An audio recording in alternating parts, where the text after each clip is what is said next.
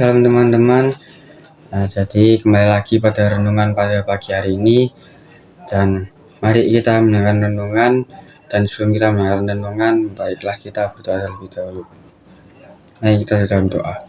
Terima kasih Tuhan Yesus atas berkat hari ini. Terima kasih Tuhan Yesus atas penyertaan-Mu sepanjang hari kemarin ya Tuhan Yesus. Biarlah Engkau yang akan memberkati kami juga pada pagi hari ini, dan Engkau yang akan menyertai kami ya Tuhan Yesus.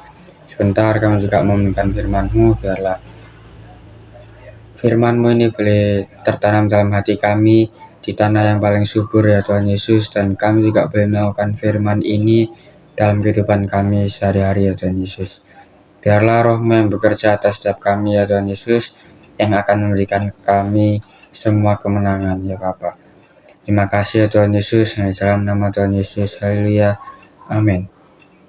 Oke, salam lagi teman-teman. Nah, pada pagi hari ini aku mau ngasih sebuah renungan yang berjudul yaitu nasihat supaya tetap berjuang.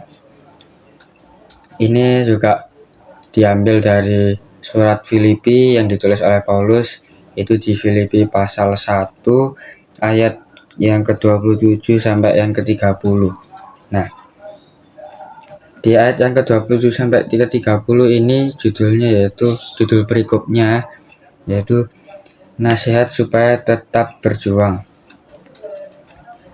Jadi kayak gini. Surat yang ada di Filipi ini ditulis oleh Paulus pada saat Paulus masih berada di penjara Roma. Nah, mari kita lihat dahulu di ayat 28. Dengan tiada digentarkan sedikit pun oleh lawanmu, bagi mereka semuanya itu adalah tanda kebinasaan, tapi bagi kamu ada tanda keselamatan, dan itu datangnya dari Allah. Lanjut ke ayat 29. Sebab kepada kamu dikaruniakan bukan saja untuk percaya kepada Kristus, melainkan juga untuk menderita untuk Dia. Oke, itu hanya ayat pengantar pertama. Jadi aku ada 2 poin. Yang pertama yaitu hidup berpadanan dengan Injil Kristus, dan juga hendaklah berani yang kedua. Nah, kita bahas yang pertama, hidup berpadanan dengan Injil Kristus. Nah, kita coba lihat di ayat 27. Hanya hendaklah hidupmu berpadanan dengan Injil Kristus. Di sini di Alkitabku sudah aku garis bawahi, dan juga ini yang membuat aku terinspirasi bahwa ini tuh adalah suatu nasihat untuk kita tetap berjuang, dan caranya yaitu dengan berpadanan dengan Injil Kristus. Nah, lanjut. Supaya apabila aku datang aku melihat, dan apabila aku tidak datang aku mendengar, bahwa kamu teguh berdiri dalam satu roh dan sehati sejiwa berjuang untuk iman yang timbul dari berita Injil ini. Oke, jadi dalam Alkitab ini Paulus itu menuliskan surat untuk jemaat di Filipi, yaitu ada tujuannya.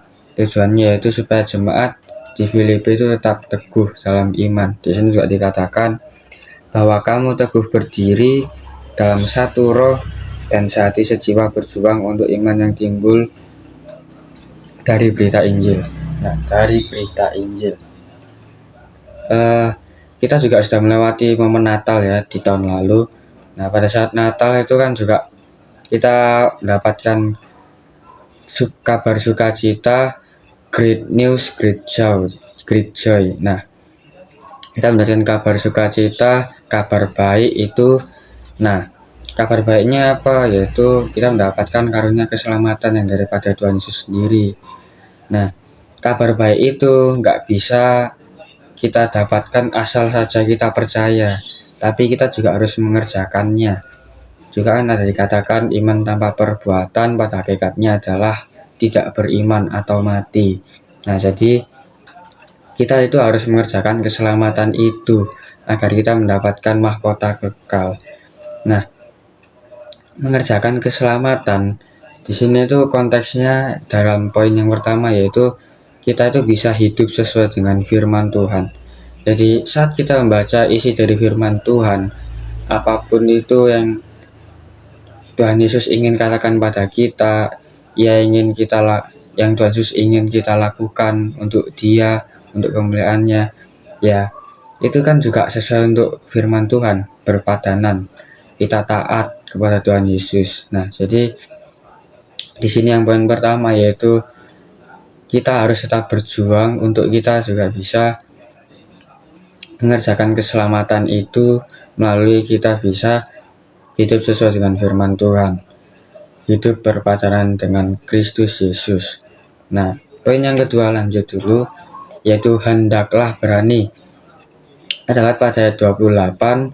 Nah, di sini aku sempat tertarik juga untuk melihat di terjemahan bahasa lain. Beberapa aku lihat di bahasa Inggris, King James Version, tapi ini yang membuat aku masuk adalah di terjemahan bahasa Indonesia masa kini. Aku bacakan, hendaklah kalian selalu berani, jangan takut terhadap lawan-lawanmu.